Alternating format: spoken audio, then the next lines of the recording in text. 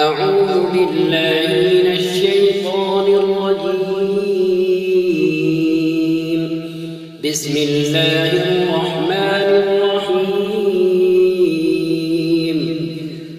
والمحصنات من النساء إلا ما ملكت أيمانكم كتاب الله عليكم وأحل لكم ما وراء ذلكم أن تبتغوا بأموالكم محصنين غير مسافحين، فما استمتعتم به منهن فآتوهن أجورهن فريضة، ولا جناح عليكم فيما تراضيتم به من بعد الفريضة،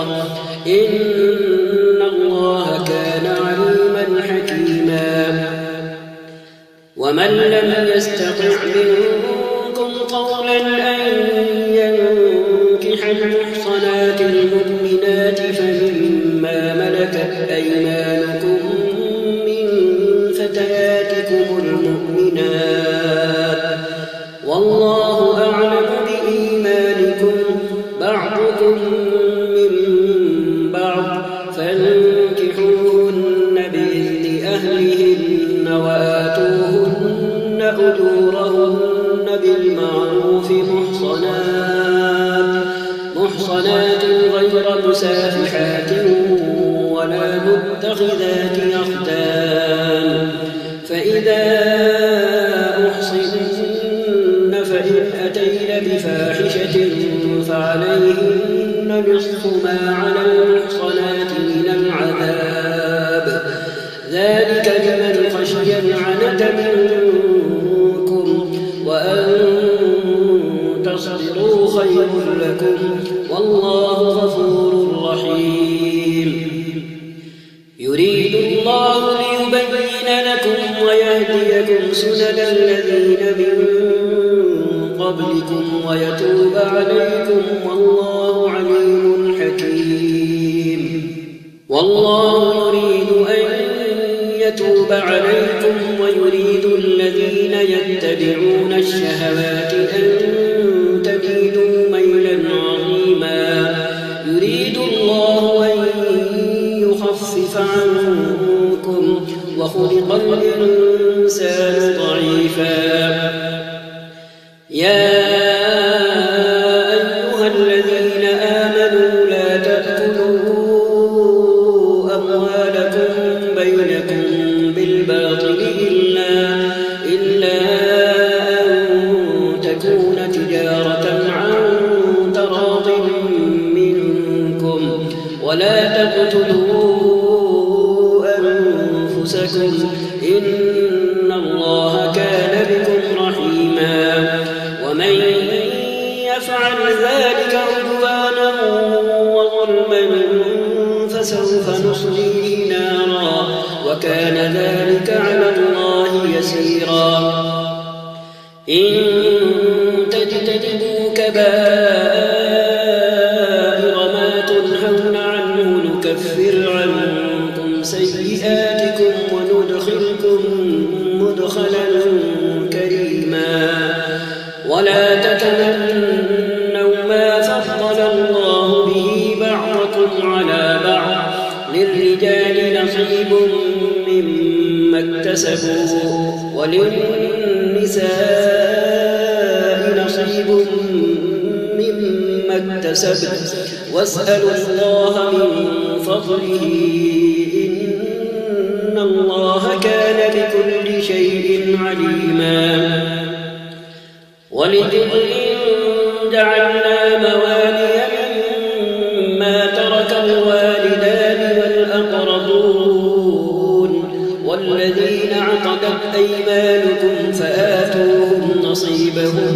إن الله كان على كل شيء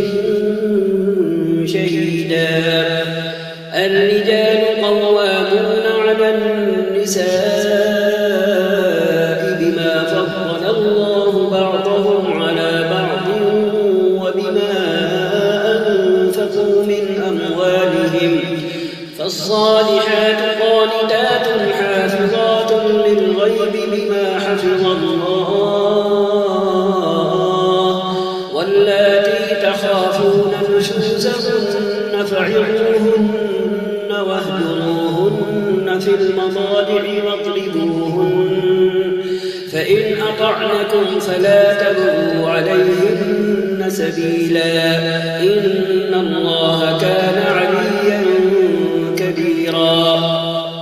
وإن خفتم شقاق بينهما فبعثوا حكما من أهله وحكما من أهلها إن يريدا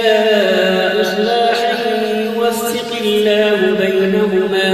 إن الله كان عليما خبيرا واعبدوا الله ولا تشركوا به شيئا وبالوالدين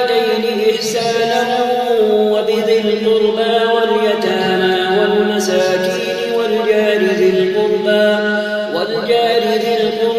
والجار الجنب والصاحب بالجنب وابن السبيل وما ملكت أيمانكم إن الله لا يحب من كان مختالا فخورا الذين يبخلون ويأمرون الناس بالبخل ويكتمون ما آتاهم الله من فضله وأعتدنا للكافرين عذابا مهينا والذين ينفقون أموالهم رئاء الناس ولا يؤمنون بالله ولا باليوم الآخر ومن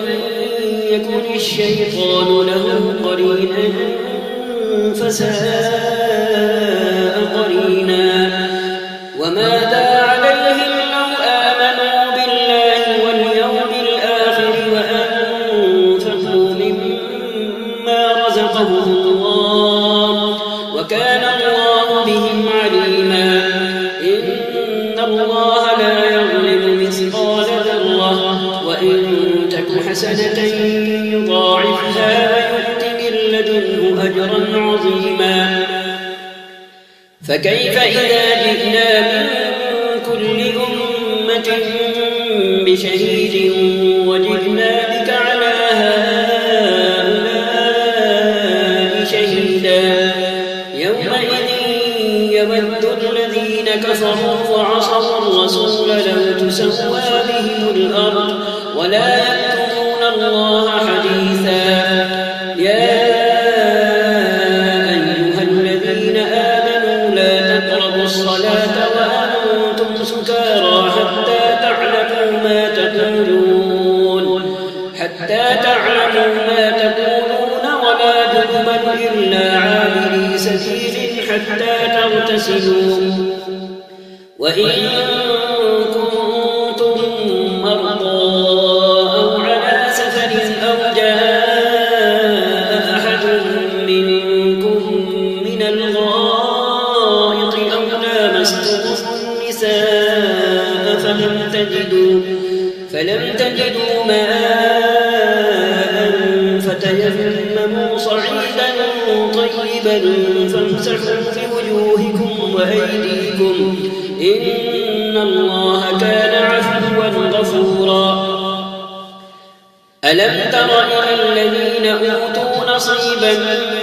من الكتاب يشترون الضلالة ويريدون أن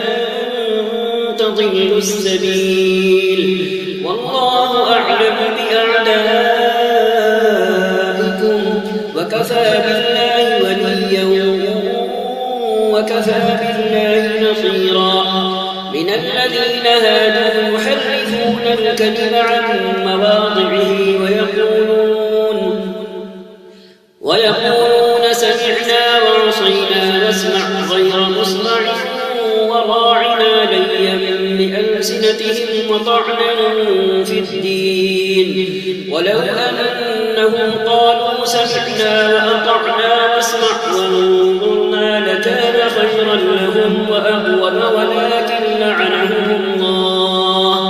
ولكن لعنهم الله بكفرهم فلا يؤمنون إلا قليلا يا أيها الذين أوتوا الكتاب آمنوا بما نزلنا مصدقا لما معكم من قبل أن نطمس وجوها فنردها على أدبارها أو نلعنهم كما لعنا أصحاب السبت وكان أمر الله مفعولا إن الله لا يغفر أن يشرك به ويغفر ما دون ذلك لمن يشاء ومن يشرك بالله فقد افترى إثما عظيما ألم تر إلى الذين يزكون أنفسهم بل الله يزكي من يشاء ولا يظلمون فتيلا انظر كيف يفترون على الله الكذب وكفى به إثما مبينا ألم تر إلى الذين أوتوا نصيبا من الكتاب يؤمنون بالجبت والطاغوت ويقولون للذين كفروا هؤلاء أهدى من الذين آمنوا سبيلا أولئك الذين لعنهم الله ومن يلعن الله فلن تجد له نصيرا أم لهم نصيب من الملك فإذا لا يؤتون الناس نقيرا أم يحسدون الناس على ما آتاهم الله من فضله فقد آتينا آل إبراهيم الكتاب والحكمة وآتيناهم ملكا عظيما فمنهم من آمن به ومنهم من صد عنه وكفى بجهنم سعيرا إن الذين كفروا بآياتنا سوف نصليهم نارا كلما نضجت جلودهم بدلناهم جلودا غيرها ليذوقوا العذاب إن الله كان عزيزا حكيما والذين آمنوا وعملوا الصالحات سندخلهم جنات تجري من تحتها الأنهار خالدين فيها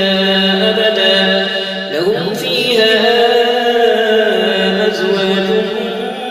مطهرة وندخلهم ظلا ظليلا إن الله يأمركم أن تؤدوا الأمانات إلى أهلها وإذا حكمتم بين الناس أن تحكموا بالعدل إن الله نعم ما يعظكم به إن الله كان سميعا بصيرا يا أيها الذين آمنوا أطيعوا الله وأطيعوا الرسول وأولي الأمر منكم فإن تنازعتم في شيء فردوه إلى الله والرسول إن كنتم تؤمنون بالله واليوم الآخر ذلك خير وأحسن تأويلا ألم تر إلى الذين يزعمون أنهم آمنوا بما أنزل إليك وما أنزل من قبلك يريدون أن يتحاكموا إلى الطاغوت وقد أمروا أن يكفروا به ويريد الشيطان أن يضلهم ضلالا بعيدا وإذا قيل لهم تعالوا إلى ما أنزل الله وإلى الرسول رأيت المنافقين يصدون عنك صدودا فكيف إذا أصابتهم مصيبة بما قدمت أيديهم ثم جاءوا يحلفون بالله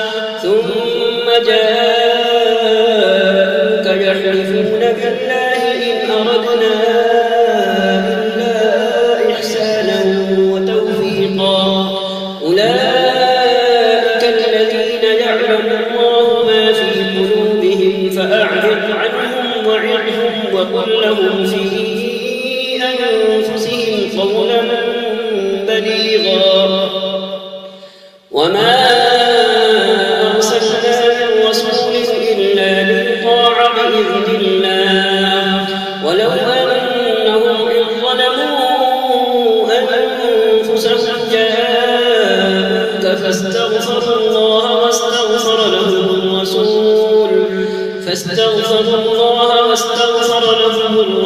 لوجدوا الله توابا رحيما فلا وربك لا يؤمنون حتى يحكموك فيما شجر بينهم ثم لا يجدوا في أنفسهم حرجا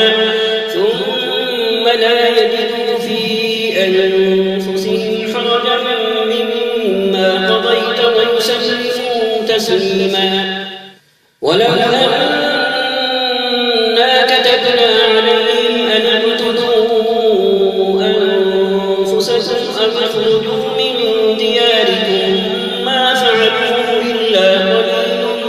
منهم ولو أنهم فعلوا ما يوعظون به لكان خيرا لهم وأشد تثبيتا وإذا لآتيناهم من لدنا أجرا عظيما ولهديناهم صراطا مستقيما ومن يطع الله والرسول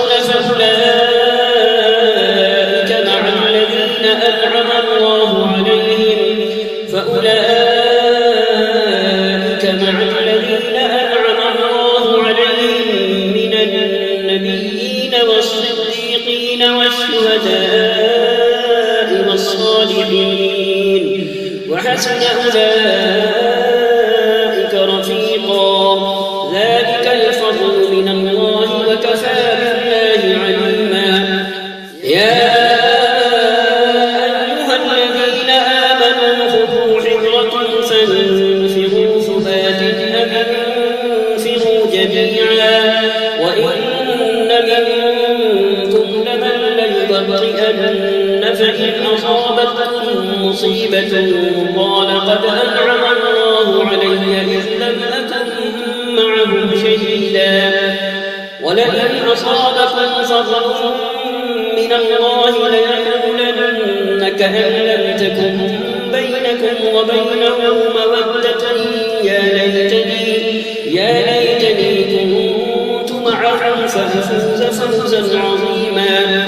فليقاتل في سبيل الله الذين يشرون الحياة الدنيا بالآخرة ومن يقاتل في سبيل الله فيقتل أو يغلب فسوف نؤتيه أجرا عظيما وما لكم لا تقاتلون في سبيل الله والمستضعفين من الرجال والنساء والولدان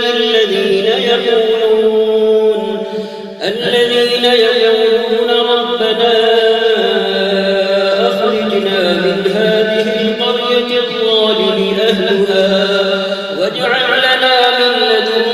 لدنك وليا واجعل لنا من لدنك نصيرا واجعل لنا من لدنك وليا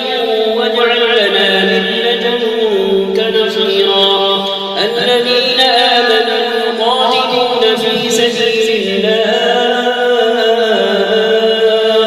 والذين كفروا يقاتلون في سبيل الطاغوت فقاتلوا أولياء الشيطان إن كيد الشيطان كان ضعيفا ألم تر إلى الذين قيل لهم كفوا أيديكم وأقيموا الصلاة وآتوا الزكاة فلما كتب عليهم القتال فلما كتب عليهم القتال إذا فريق منهم يخشون الناس كخشية الله أو أشد خشية وقالوا ربنا لم كتبت علينا القتال لولا أخرتنا إلى أجل قريب قل متاع الدنيا قليل والآخرة خير لمن اتقى ولا تظلمون فتيلا أينما تكونوا يدرككم الموت ولو كنتم في بروج مشيدة وإن تصبهم حسنة يقولوا هذه من عند الله وإن تصبهم سيئة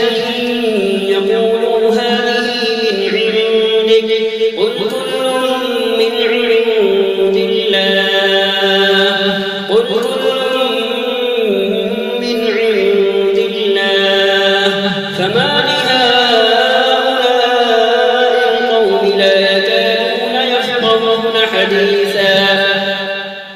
ما أصابك من حسنة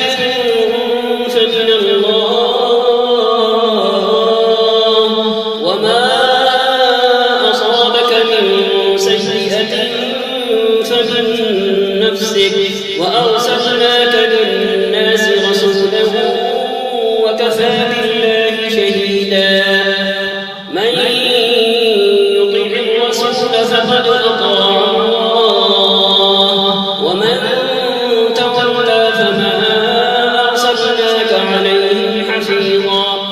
ويقولون طاعة فإذا برزوا من عندك بيت طائفة منهم غير الذي تقول والله يكتب ما يبيتون فأعرض عنهم وتوكل على الله وكفى بالله وكيلا أفلا يتدبرون القرآن ولو كان من عند غير الله لوجدوا فيه اختلافا كثيرا وإذا جاءهم أمر من الأمن أو الخوف أذاعوا به ولو ردوه إلى الرسول وإلى أولي الأمر منهم لعلمه الذين يستنبطونه منهم ولولا فضل الله عليكم ورحمته لاتبعتم الشيطان إلا قليلا فقاتل في سبيل الله لا تكلف إلا نفسك وحرق المؤمنين عسى الله أن يكف بأس الذين كفروا والله أشد بأسا وأشد تنكيلا من يشفع شفاعة حسنة يكن له نصيب منها ومن يشفع شفاعة سيئة يكن له كفل منها وكان الله على كل شيء مقيتا وإذا حييتم بتحية فحيوا بأحسن منها أو ردوها إن الله كان على كل شيء حسيبا الله لا إله إلا هو ليجمعنكم إلى يوم القيامة لا ريب فيه ومن أصدق من الله حديثا فما لكم في المنافقين فئتين والله أركسهم بما كسبوا أتريدون أن تهدوا من أضل الله ومن يضلل الله فلن تجد له سبيلا ودوا لو تكفرون كما كفروا فتكونون سواء فلا تتخذوا منهم أولياء حتى يهاجروا في سبيل الله فإن تولوا فخذوهم واقتلوهم حيث ولا تتخذوا منهم وليا ولا نصيرا إلا الذين يصلون إلى قوم بينكم وبينهم ميثاق أو جاءوكم حصرت صدورهم أن يقاتلوكم أو يقاتلوا قومهم ولو شاء الله لسلطهم عليكم فلقاتلوكم فإن اعتزلوكم فلم يقاتلوكم وألقوا إليكم السلم فما جعل الله لكم عليهم سبيلا ستجدون آخرين يريدون أن يأمنوكم ويأمنوا قومهم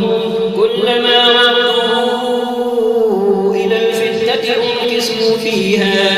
فإن لم يعتزلوكم ويلقوا إليكم السلم ويكفوا أيديهم فخذوهم واقتلوهم حيث ثقفتموهم وأولئكم جعلنا لكم عليهم سلطانا مبينا وما كان لمؤمن أن يقتل مؤمنا إلا خطأ ومن قتل مؤمنا خطأ فتحرير رقبة مؤمنة ودية مسلمة إلى أهله إلا أن يصدقوا فإن كان من قوم عدو لكم وهو مؤمن فتحرير رقبة مؤمنة وإن كان من قوم بينكم وبينهم ميثاق فدية مسلمة إلى أهله وتحرير رقبة مؤمنة فمن لم يجد فصيام شهرين متتابعين توبة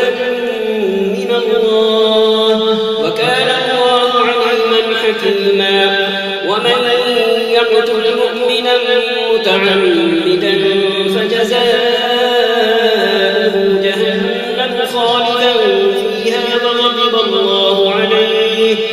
وغضب الله عليه ولعنه وأعد له عذابا عظيما يا أيها الذين آمنوا إذا ضربتم في سبيل الله فتبينوا ولا تقولوا لمن ألقى إليكم السلام لست مؤمنا تبتغون عرض الحياة الدنيا فعند الله مغانم كثيرة كذلك كنتم من قبل فمن الله عليكم فتبينوا إن الله كان بما تعملون خبيرا لا يستوي القاعدون من المؤمنين غير أولي الضرر والمجاهدون في سبيل الله بأموالهم وأنفسهم فضل الله المجاهدين بأموالهم وأنفسهم على القاعدين درجة وكلا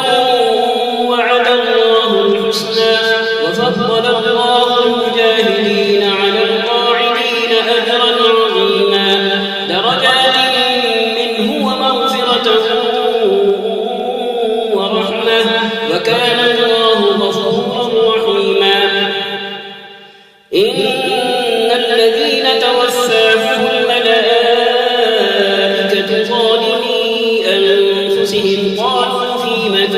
كنتم قالوا كنا مستضعفين في الأرض قالوا ألم تكن أرض الله واسعة فتهاجروا فيها فأولئك مأواهم جهنم وساءت مصيرا إلا المستضعفين من الرجال والنساء والولدان لا يستطيعون حيلة ولا يهتدون سبيلا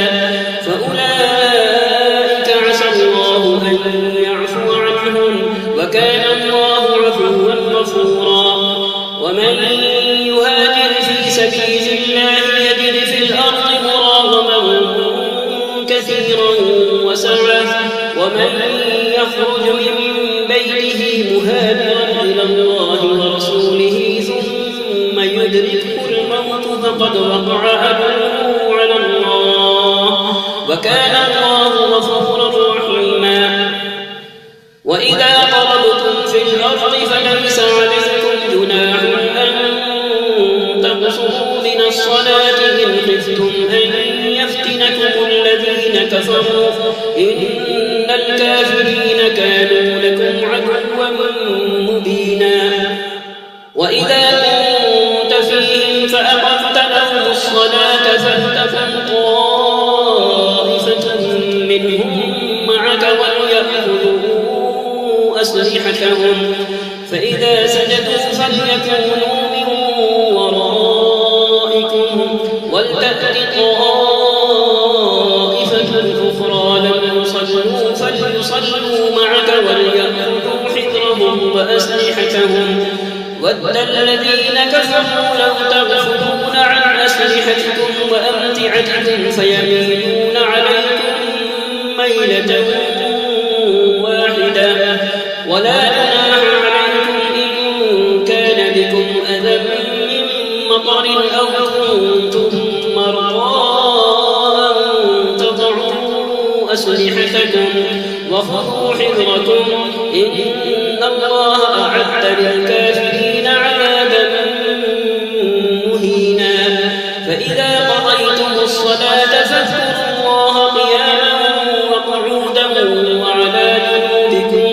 فإذا اطمأننتم فأقيموا الصلاة إن الصلاة كانت على المؤمنين كتابا موقوتا. ولا تهنوا في ابتغاء القوم إن تكونوا تألمون فإنهم يألمون كما تألمون وترجون من الله ما لا يرجون وكان الله عليما حكيما. إنا أنزلنا إليك الكتاب بالحق لتحكم بين الناس بما أراك الله ولا تكن للخائنين خصيما واستغفر الله إن الله كان غفورا رحيما. ولا تجادل عن الذين يختالون أنفسهم إن الله لا يحب من كان خوانا أثيما. يستخفون من الناس ولا يستخفون من الله وهو معهم إذ يبيتون ما لا يرضى من القول وكان الله بما يعملون محيطا. ها أنتم هؤلاء جادلتم عنهم في الحياة الدنيا فمن يجادل الله عنهم يوم القيامة أم من يكون عليهم وكيلا. ومن يعمل سوءا أو يظلم نفسه ثم يستغفر الله يجد الله غفورا رحيما. ومن يعمل سوءا أو يظلم نفسه ثم يستغفر الله يجد الله غفورا رحيما. ومن يكسب إثما فإنما يكسبه على نفسه وكان الله عليما حكيما. ومن يكسب خطيئة أو إثما ثم يرم به بريئا فقد احتمل بهتانا وإثما مبينا. ولولا فضل الله عليك ورحمته لهم طائفة منهم أن يضلوك وما يضلون إلا أنفسهم وما يضرونك من شيء. وأنزل الله عليك الكتاب والحكمة وعلمك ما لم تكن تعلم وكان فضل الله عليك عظيما. لا خير في كثير من نجواهم إلا من أمر بصدقة أو معروف أو إصلاح بين الناس ومن يفعل ذلك ابتغاء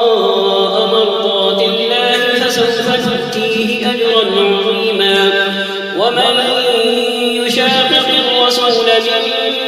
بعد ما تبين له الهدى ويتبع غير سبيل المؤمنين نوله ما تولى ونصله جهنم وساءت مصيرا. إن الله لا يغفر أن يشرك به ويغفر ما دون ذلك لمن يشاء ومن يشرك بالله فقد ضل ضلالا بعيدا. إن يدعون من دونه إلا إناثا وإن يدعون إلا شيطانا مريدا لعنه الله وقال لأتخذن من عبادك نصيبا مفروضا ولأضلنهم ولأمنينهم ولآمرنهم فليبتكن آذان الأنعام ولآمرنهم فليغيرن خلق الله ومن يتخذ الشيطان وليا من دون الله فقد خسر خسرانا مبينا. يعدهم ويمنيهم وما يعدهم الشيطان إلا غرورا. يعدهم ويمنيهم وما يعدهم الشيطان إلا غرورا. أولئك مأواهم جهنم ولا يجدون عنها محيصا. والذين آمنوا وعملوا الصالحات سندخلهم جنات تجري من تحتها الأنهار خالدين فيها أبدا وعد الله حقا ومن أصدق من الله قيلا. ليس بأمانيكم ولا أماني أهل الكتاب من يعمل سوءا يجز به ولا يجد له من دون الله وليا ولا نصيرا. ومن يعمل من الصالحات من ذكر أو أنثى وهو مؤمن فأولئك يدخلون الجنة ولا يظلمون نقيرا. ومن أحسن دينا ممن أسلم وجهه لله وهو محسن واتبع ملة إبراهيم حنيفا واتخذ الله إبراهيم خليلا.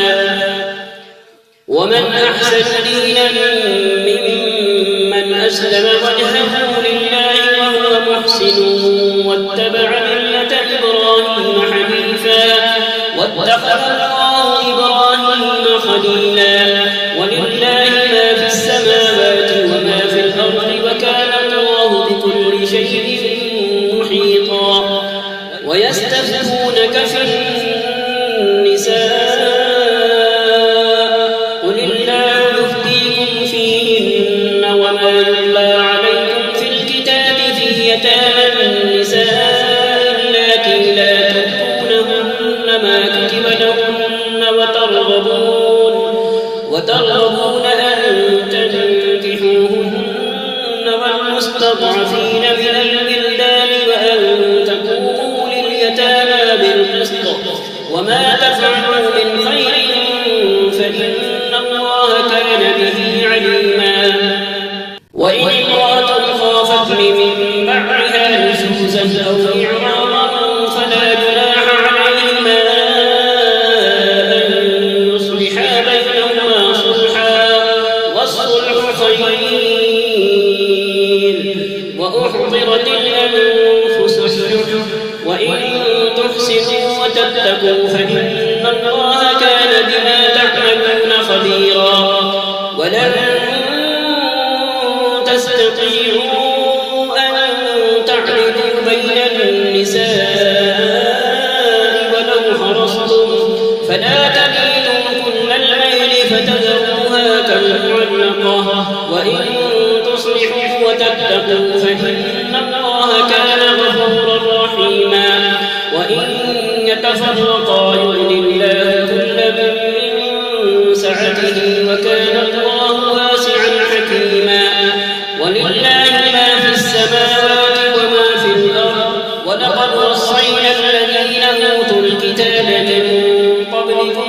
وإياكم أن اتقوا الله وإن تكفروا فإن لله ما في السماوات وما في الأرض وكان الله غنيا حميدا ولله ما في السماوات وما في الأرض وكفى بالله وكيلا إن يشأ يذهبكم أيها الناس ويأت بآخرين وكان الله على ذلك قديرا من كان يريد ثواب الدنيا فعند الله ثواب الدنيا والآخرة وكان الله سميعا بصيرا يا أيها الذين آمنوا كونوا قوامين بالقسط شهداء لله ولو على أنفسكم أو الوالدين والأقربين إن يكن غنيا أو فقيرا فالله أولى بهما فلا تتبعوا الهوى أن تعدلوا وإن تلووا أو تعرضوا فإن الله كان بما تعملون خبيرا يا أيها الذين آمنوا بالله ورسوله والكتاب الذي نزل على رسوله والكتاب الذي أنزل من قبل ومن يكفر بالله وملائكته وكتبه ورسله واليوم الآخر فقد ضل ضلالا بعيدا إن الذين آمنوا ثم كفروا ثم آمنوا ثم كفروا ثم ازدادوا كفرا لم يكن الله ليغفر لهم ولا ليهديهم سبيلا بشر المنافقين بأن لهم عذابا أليما الذين يتخذون الكافرين أولياء من دون المؤمنين أيبتغون عندهم العزة فإن العزة لله جميعا الذين يتخذون الكافرين أولياء من دون المؤمنين أيبتغون عندهم العزة فإن العزة لله جميعا وقد نزل عليكم في الكتاب أن إذا سمعتم آيات الله يكفر بها ويستهزأ بها فلا تقعدوا معهم حتى يخوضوا في حديث غيره إنكم إذا مثلهم إن الله جامع المنافقين والكافرين في جهنم جميعا الذين يتربصون بكم فإن كان لكم فتح من الله قالوا ألم نكن معكم وإن كان للكافرين نصيب قالوا ألم نستحوذ عليكم ونمنعكم من المؤمنين فالله يحكم بينكم يوم القيامة ولن يجعل الله للكافرين على المؤمنين سبيلا إن المنافقين يخادعون الله وهو خادعهم وإذا قاموا إلى الصلاة قاموا كسالى يراءون الناس ولا يذكرون الله إلا قليلا مذبذبين بين ذلك لا إله هؤلاء ولا إله هؤلاء ومن يضلل الله فلن تجد له سبيلا يا أيها الذين آمنوا لا تتخذوا الكافرين أولياء من دون المؤمنين أتريدون أن تجعلوا لله عليكم سلطانا مبينا إن المنافقين في الدرك الأسفل من النار ولن تجد لهم بصيرا إلا الذين تابوا وأصلحوا واعتصموا بالله وأخلصوا دينهم لله فأولئك مع المؤمنين وسوف يؤتي الله المؤمنين أجرا عظيما ما يفعل الله بعذابكم إن شكرتم وآمنتم وكان الله شاكرا عليما صدق الله العظيم وصدق رسوله النبي الكريم ونحن على ذلك من الشاهدين ربنا تقبل منا إنك أنت السميع العليم وتب علينا إنك أنت التواب الرحيم وصلى الله وسلم على سيدنا ونبينا محمد سيد الأولين والآخرين وخاتم النبيين وعلى آله وأصحابه وأزواجه وذرياته وأهل بيته وسلم تسليما كثيرا كثيرا